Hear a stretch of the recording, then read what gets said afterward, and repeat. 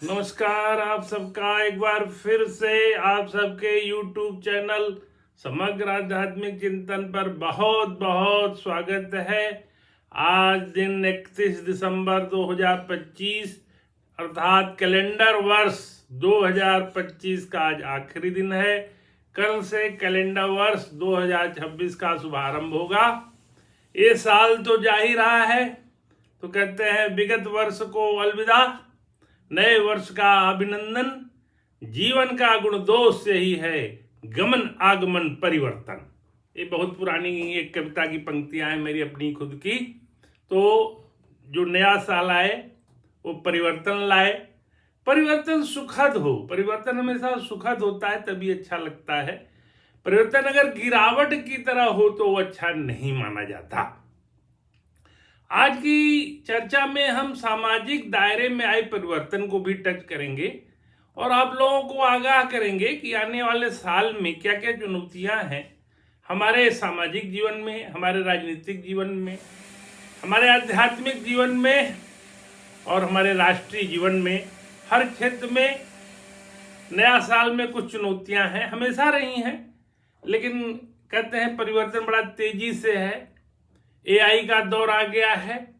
AI की वजह से बहुत सारी नौकरियां जाने की भी संभावना है और हमें भी उसके लिए अपने को तैनात रखना है, क्योंकि बहुत सारे षड्यंत्र, फ्रॉड, धोखा इत्यादि के केसेज भी बढ़ते जा रहे हैं। डिजिटल अरेस्ट की बात तो एक और है, और भी चीज़ें हमें सतर्क रहना है। हमें हमेशा अपने को चैतन्य मोड में रखना है।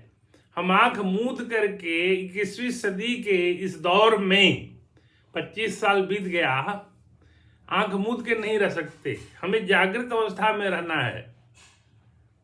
उत्तिष्ठ जागृत प्राप्य वरानि बोधयत, यह उपनिषद की पंक्तियां हैं जिसे कि स्वामी विवेकानंद जी अक्सर उद्धृत किया करते थे कि उठो, जागो और अपने लक्ष्य को प्राप्त करो। हमने इतिहास का भी गहन अध्ययन किया है अपने सिविल सर्विसेज की तैयारी के दौरान, और आज मुझे बार बार यह कहते हुए जरा भी कोई संशय नहीं है कि इतिहास से हमने सबक नहीं लिया है। मेघालय की 1835 शिक्षा नीति कमोबेश आज 2025 में भी जारी है। 190 वर्ष बीत गए। गीता का ज्ञान जो कि संपूर्ण विश्व का ज्ञान है, विश्व के लिए एक चिराग है ज्ञान का, उस ज्ञान के लिए हम उतने तत्पर नहीं हैं। अब जाकर के कुछ जागृति आई हैं और गीता के बारे में लोगों को समझाया जा रहा है, पढ़ाया जा रहा है। मैक्स मुलर ने बहुत पहले, हमारे वो जर्मन थे, बहुत सारे ग्रंथों का जर्मन में अनुवाद किया, वहाँ से फिर अंग्रेजी में अनुवाद हुआ और वो सारे लोग हमारे वेदों के ज्ञाता बन गए। हमारी वेदों की बातों को जान जान करके, उपनिषदों की बातों को जान जान करके उन्होंने तमाम प्रोग्राम किए, लेकिन हम अभी अपने ही धरा के इस शास्त्र के ज्ञान से वंचित हैं। तो इसमें हमारी कमियां हैं, हमारे शिक्षा पद्धति की कमियां हैं, हमारे पाठ्यक्रम की कमियां हैं कि हमारे बच्चों को गीता नहीं पढ़ाया गया, हमारे बच्चों को गीता नहीं सिखाया गया। तो हमने बार बार कहा था कि शास्त्र से हमारी संस्कृति की रक्षा होती है और शस्त्र से हमारी सीमाओं की रक्षा होती है। हमें दोनों में पारंगत रहना है और हमें आने वाली पीढ़ी को शस्त्र और शास्त्र दोनों में पारंगत करना है। ये हमारी अक्षुण सनातन संप्रति तमाम झंझावातों को बर्दाश्त करती रही, लेकिन जिंदा रही। यही इसकी खूबी है, यही इसकी ब्यूटी है, यही इसकी जिजीविसा इसको जिंदा रखे हुए है। नहीं तो तलवार के बल पर, धन के बल पर धन परिवर्तन की अनेकों कोशिशें हुई। मैंने अपने विगत चर्चा में गुरु गोविंद सिंह जी को याद किया था, जिनके कि चारों बच्चे कुर्बानी के 2 युद्ध में गए और 2 दीवालों में चुनवा दिए गए। वीर बाल दिवस मनाया जाता है, इसीलिए 26 दिसंबर को पिछला प्रोग्राम उसी दिन हुआ था, मैंने उसको याद किया था। छत्रपति शिवाजी, रानी अहिल्याबाई होलकर, रानी झांसी, चंद्रशेखर आजाद, भगत सिंह जैसे वीरों ने हमारे देश के लिए कुर्बानियां दी हैं, तब जाकर के हमें आज़ादी मिली है। आज़ादी के मूल्य को समझें। और आज भी खतरे वर्तमान हैं, खतरे चारों कोनों से वर्तमान हैं। मैं इस चर्चा को राजनीतिक रंग नहीं दूंगा, लेकिन हमें इस बात का एहसास होना चाहिए कि भारत के बहुत शत्रु हैं, यूरोप से लेके अमेरिका से लेके तमाम देशों में। हमारी जो इकोनॉमी बढ़ती जा रही है, पहले भी जो हमारी इकोनॉमी बढ़ती उसी से हमारे ऊपर तमाम अटैक हुए, और मोहम्मद बिन कासिम से लेकर के अंग्रेजों तक हर काल में हमारे पे अटैक होते रहे। हम जिंदा रहे और जिंदा हैं, इसके सबूत है कि हमारी संस्कृति अब खड़ा हो गई है, हमारी अर्थव्यवस्था अब खड़ा हो गई है। अब दौड़ने का वक्त है, इसलिए जरा भी चूक हमें फिर पीछे ले जा सकती है। हमारे देश में एक बड़ा ही स्वस्थ लोकतंत्र है, एक वाइब्रेंट इकोनॉमी है, एक अच्छी व्यवस्था चल रही है सुचारू रूप से, तो हमें इसका सहयोग करना चाहिए। यह चर्चा 2026 की पूर्व संध्या पर हो रहा है, इसलिए हमें आप लोगों को आगाह करना है कि 2025 में जहां थे उससे हर क्षेत्र में एक कदम आगे जाना चाहिए। हम अब आत्मनिर्भर बने, हमें आत्मनिर्भर भारत बनाना है, उसके लिए सभी को थोड़ा बहुत सहयोग करना चाहिए। हमारी कृषि आधारित अर्थव्यवस्था में इतनी क्षमता है कि हम संपूर्ण विश्व को भोजन खिला सकते हैं। हमारा निर्यात बढ़े, तमाम तरह के हमारे उत्पादन पूरे विश्व में जाते हैं, तो हमें उससे पैसा आता है जिससे कि हमारी इकोनॉमी प्रखर और प्रबल होती है। लेकिन उस पर भी तमाम तरह के खतरे हमेशा से वर्तमान रहे। अमेरिका ने 50% तक टैरिफ लगाया है, वो किस कारण? वो हमसे जल रहा है, हमारी इकोनॉमी को वो बर्बाद करने की एक साजिश के तहत से जुड़ा हुआ है। हमारी अर्थव्यवस्था में हमें तेल, पेट्रोल, डीजल इत्यादि का बहुत ज़्यादा आयात करना पड़ता है, उससे हमारे पैसे बहुत लगते हैं। तो इसीलिए तेल के पर आत्मनिर्भर बनने के लिए उसमें कुछ इथेनॉल का 20% प्रयोग होना शुरू हुआ है। और भी वैकल्पिक ऊर्जा के जो स्रोत हैं, सोलर एनर्जी है, बिजली युक्त कार है, जिससे कि हमें प्रदूषण को भी दूर करना है, इसलिए हमें इथेनॉल की जरूरत है, हमें इलेक्ट्रिसिटी व्हीकल की जरूरत है, ताकि तेल पे हमारी निर्भरता कुछ कम हो। ऊर्जा के क्षेत्र में हमें बहुत आगे जाना है और उसमें निरंतर सतत प्रयास भी चल रहे हैं। तो वही भारत आगे जाएगा जो कि सक्षम और सबल और आत्मनिर्भर भारत होगा, वही आगे जाएगा। तो सबल, सक्षम और आत्मनिर्भर भारत बनाने के लिए हम सबको एक होकर के इस राष्ट्र का निर्माण करना है। स्वामी विवेकानंद ने 1893 में जो शिकागो में एड्रेस दिया था, उसकी कुछ पंक्तियां हम बार बार दोहराते रहते हैं। वो यही चाहते थे कि हम भारतीय उस समय की गुलामी की जंजीरों से, बेड़ियों से आज़ाद हों तथा अपने देश को आगे बढ़ाएं, आत्मनिर्भर भारत बनाएं। उस जमाने में वो पानी के जहाज से चल के गए थे कई दिनों की यात्रा के बाद। आज तो इतना सुगम हो गया है, विश्व की 12 घंटे में आप विश्व में कहीं भी जा सकते हैं।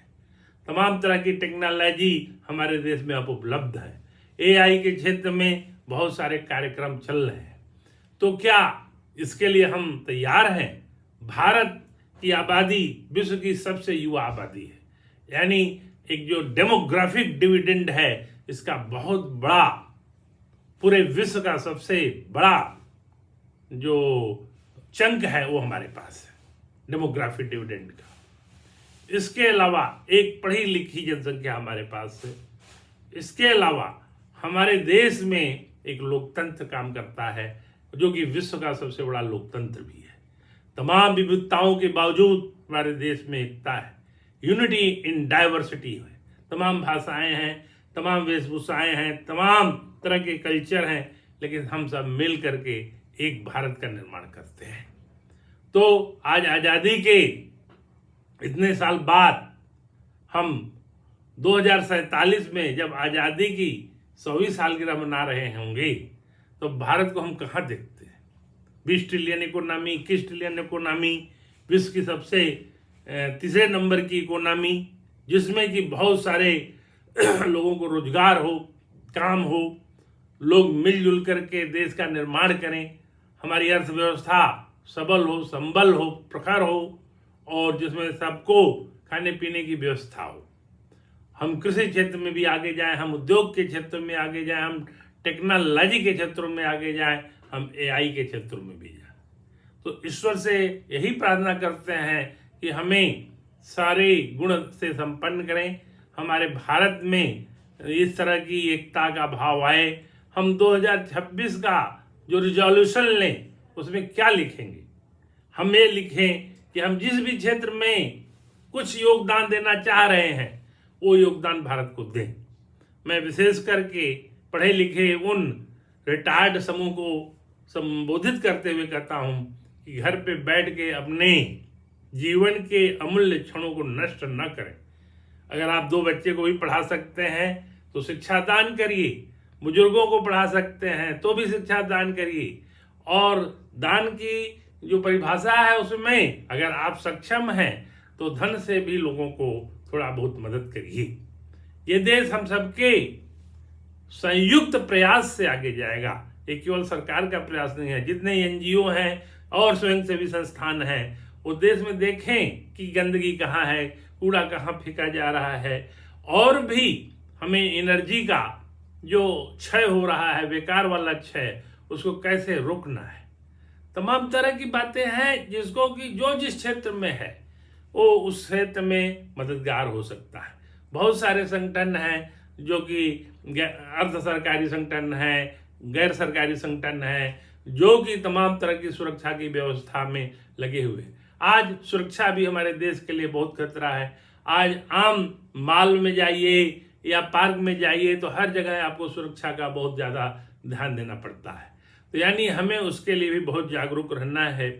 एक तमाम तरह के जो आर्थिक फ्रॉड हो रहे हैं, मोबाइल से फ्रॉड हो रहे हैं, डिजिटल अरेस्ट है, तो इसमें हमें लोगों को अवेयर करना है। इसके लिए हमें हमारे स्वास्थ्य को भी बहुत ज़्यादा ध्यान देना चाहिए।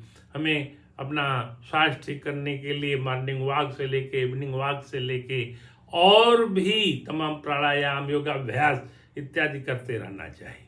हमें भगवान ने जो मानव योनि दिया है बड़ी दुर्लभ है। इसको रामचरितमानस में तुलसीदास जी ने लिखा, बड़े भाग मानुष तन पावा, सुर दुर्लभ सब ग्रंथ ही गावा। ये मनुष्य की योनि देवताओं को भी दुर्लभ है, क्योंकि देवता योनि भोग योनि है और वो देवता योनि में पहुंचने के बाद वो मोक्ष के अधिकारी नहीं होते। मनुष्य योनि में ही आदमी मोक्ष का अधिकारी होता है। तो इसलिए देवता योनि से, भोग योनि से फिर मानव योनि में आता है। जैसा कि गीता के 9वें अध्याय के कृष्ण में लिखा है, छीड़े पुणे मर्त लोकं विनश्यति विशंति, छीड़े पुणे मर्त लोकं विशंति। तो पुणे छीड़ होने पर मृत्यु लोक में आ जाते हैं देवता लोग भी। फिर मृत्यु लोक में आकर के फिर वो अपने मोक्ष के लिए प्रयास कर सकते हैं। तो हमें जब इस देश में आए हैं, इस धरा पे अवतरित हुए हैं, हमारा जन्म भारत भूमि में हुआ है, तो भगवान ने हमें एक बहुत बड़ा अवसर दिया था कि हम मानव के रूप में अपनी श्रेष्ठ जनरेशन में आए हुए हैं, श्रेष्ठ जगह पे आए हैं, समस्त अनुकूल वातावरण में आए हैं। तो उसको हम कैसे इसको यूटिलाइज करें। अभी मैं एपीजे अब्दुल कलाम साहब की किताब जो हमारे पूर्व राष्ट्रीय हैं उसमें इग्नाइटेड माइंड की किताब है, जिसमें उन्होंने युवाओं को संबोधित करते हुए युवाओं में चेतना भरने का प्रयास किया और कहा कि आपके सामने एक स्वप्न होना चाहिए और उस स्वप्न को पूरा करने में आपको लग जाना चाहिए। आप युवा वर्ग के जो भी लोग 20 से 30 आयु वर्ग के हैं वो बैठे न नौकरी मिल जाने से भी खुश न हो, उसको और अच्छा करने का प्रयास करें और समाज के लिए क्या योगदान दे सकते हैं उसका भी प्रयास करते रहें। जैसे कि जापान में वो अपने को हर ढंग से सक्षम करने के लिए दिन रात कोई ना कोई अनुसंधान करते रहते हैं, वैसे हमारे देश के युवकों में भी अनुसंधान की प्रवृत्ति होनी चाहिए और हो भी रहा है। मैं ये बात नहीं कह रहा हूँ कि नहीं हो रहा है और सब लोग सोए हुए हैं। जो हमारे IIT बने हुए हैं, जो हमारे एम्स बने हुए हैं, जो हमारे DRDO बने हुए हैं, जो CSIR बने हुए हैं, इसमें दिन रात अच्छा काम हो रहा है। उसी का कारण है कि भारत कई क्षेत्रों में बहुत आगे निकल चुका है और आत्मनिर्भर होने की तरफ असर है। भारत इस समय विश्व के 4थे नंबर की इकोनॉमी है, जापान से आगे निकल गया है, $4 ट्रिलियन की इकोनॉमी हो गई है और हम बहुत जल्दी जर्मनी को भी छोड़ सकते हैं। लोगों का कहना है कि 2030 तक हम जर्मनी से भी आगे निकल सकते हैं। बहुत बड़ी बात होगी, क्योंकि जर्मनी विश्व का एक बहुत औद्योगिक राष्ट्र है। बड़े श्रम पर आधारित उन लोगों की व्यवस्था है और वो बहुत पहले से आगे थे। तो हम अमेरिका और चीन के बाद तीसरे नंबर की इकोनॉमी अगर 2030 तक बन जाते हैं और कहते हैं कि 2047 तक हम चीन को भी पछाड़ देंगे, तो ये जो स्वप्न है, ये जो रोड मैप है, ये जो हमारा डेमोग्राफिक डिविडेंड है और जो हमारे प्रयास हैं, ये कैसे बने हैं? हम सब मिल करके इस राष्ट्र का निर्माण करते हैं और राष्ट्र जब आगे जाएगा तो हम लोग भी आगे जाएंगे, हमारा भी जीवन सुरक्षित रहेगा। तो हम यत्र नार्यस्तु पूज्यन्ते रमन्ते तत्र देवता, नारी शिक्षा और नारी सम्मान, इसमें भी हम आगे बढ़े। हमारे देश में नारियों के प्रति कहीं दुराचार, अनाचार इत्यादि हो रहा है, तो उसको रोकना हमारे पूरे समाज की जिम्मेदारी है। इसको केवल सरकार के भरोसे नहीं छोड़ सकते। नारियों का सम्मान हमेशा से रहा है इस देश में। तो अगर नारी के प्रति हिंसा हो रही है, किसी भी जाति, किसी देश, किसी धर्म की नारी हो, विदेशी भी अगर भारत में घूमने आ रहा है, तो अगर उस विदेशी महिला के साथ भी कहीं अनाचार दुराचार हो रहा है, तो हमारे लिए एक शर्म की बात है। क्योंकि हमारी संस्कृति और हमारी सभ्यता में नारी का सम्मान सर्वोपरि रहा है। हमारे यहाँ गार्गी, मैत्रेयी, पाला, विदुषी नारियां शास्त्रार्थ करती थी बैठ करके। याज्ञवल्क्य मैत्रेयी का संवाद हुआ है और हम देखेंगे तो उपनिषदों में इन संवादों की बड़ी चर्चा रही है। हमारे यहाँ पर्दा प्रथा नहीं थी, ये तो मुगलों के आक्रमण के वजह से ये पर्दा प्रथा हमारे देश में आई, नहीं तो हमारे यहाँ पर्दा प्रथा ही नहीं थी। हमारे यहाँ जौहर प्रथा थी, सती प्रथा थी, ताकि नारी अपने सम्मान की रक्षा कर सके। इस महान देश की महान नारियों को हम अपने सम्मान में ऊपर रखें और इसको बताने की जरूरत नहीं है, क्योंकि ये तो हमारे संस्कृति और हमारे संस्कृति में और हमारे समाज के आचरण में घुला हुआ है। लेकिन इसको बताने की जरूरत पड़ रही है। इसका मतलब है कि कहीं ना कहीं इसमें गिरावट आई है। हम पाश्चात्य सभ्यता के और पाश्चात्य संस्कृति के आगोश में न बहें। हमने इस देश की 800 साल से ज़्यादा, क्या कहते हैं 1200 साल के करीब गुलामी का पीरियड झेला है, लेकिन इस संस्कृति और सभ्यता को हम बचाए रखे हैं।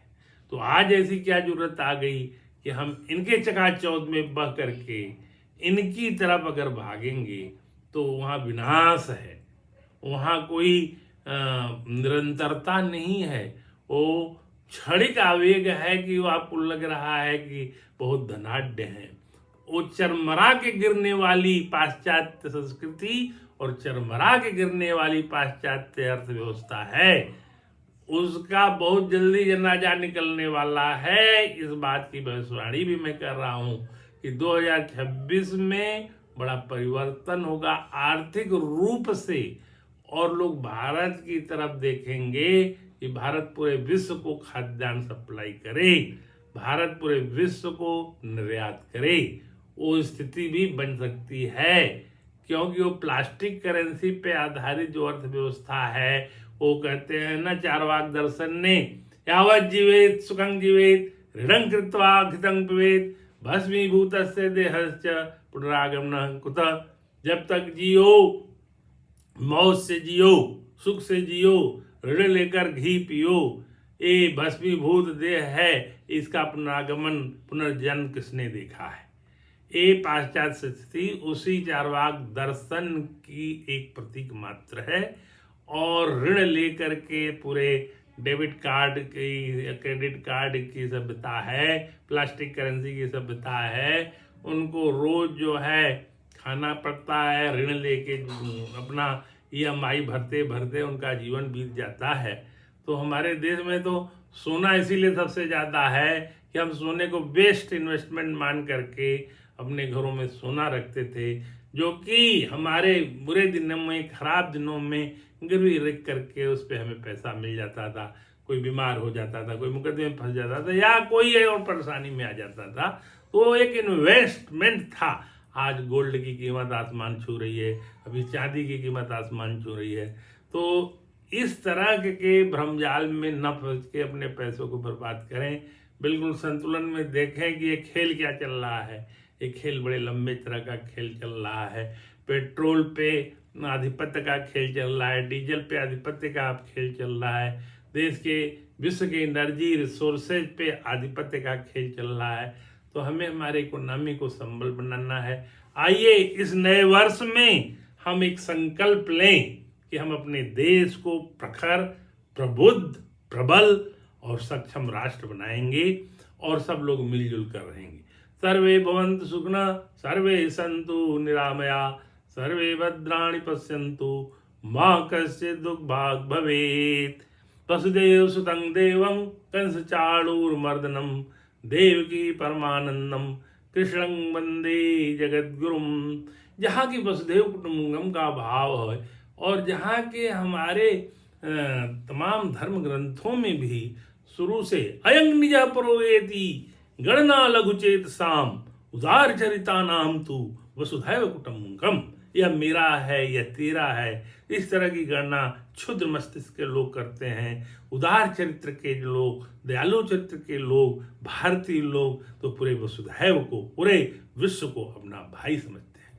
तो इस तरह का भारत, त्रिचारा का भाव देने वाला भारत पूरे विश्व को आज भी अपने ज्ञान के प्रकाश से चमत्कृत कर देगा। नमस्कार, आप सबके लिए पुनः कैलेंडर वर्ष 2026 बहुत बहुत मंगलमय हो। नमस्कार।